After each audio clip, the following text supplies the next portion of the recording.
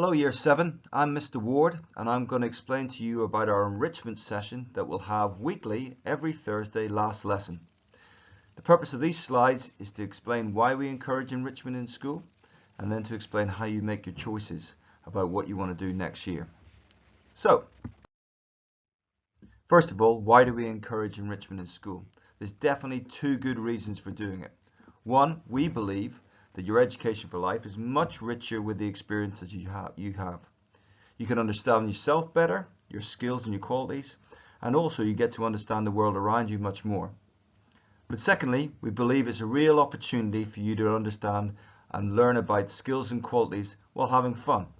So for example, the really important things like learning about teamwork or enterprise and creativity, or getting involved in the community, or coping with challenges that you may face, or even improving your own well-being and self-esteem.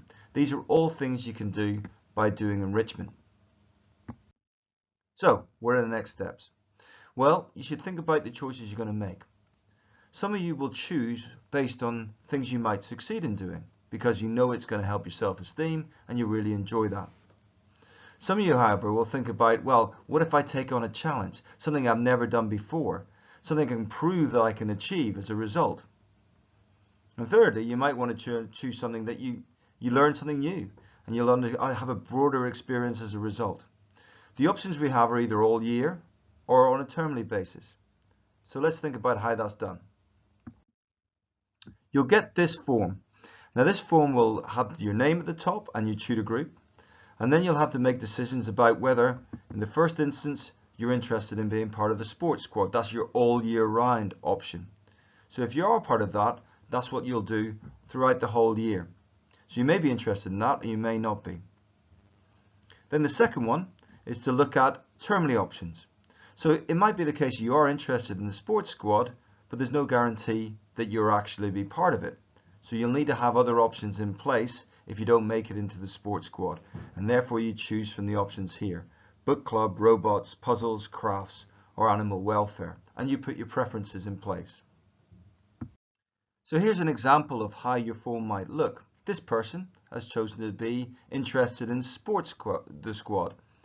They put the tick there, but they know they may not get into the squad after the trial, so they have to put other options, and they put their preferences for the termly options underneath. Their first preference is for crafts, the second preference is for robots, the third preference is for book club, but they've also got the reserve preference of animal welfare. And the reason they've done it like that is because they understand that there may not be enough spaces in the other things and they need a reserve as a result. Okay, so next stage is to find out a little bit about the different options. Okay, so I'm going to take you through the slides. I'm not going to read the slides to you. What I'll do is I'll pause after each slide so you can read about the different options and then you can make your decisions. So the first one is the all year choice, which is school squad training.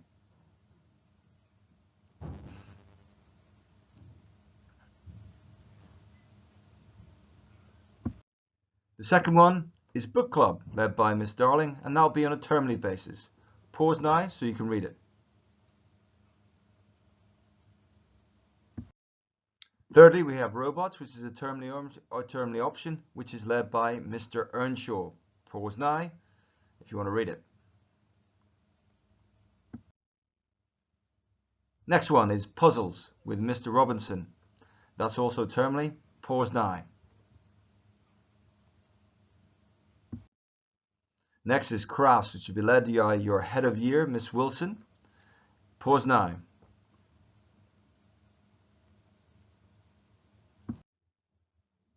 And finally, we have animal welfare, which will be led by Mrs. Coley. Pause now.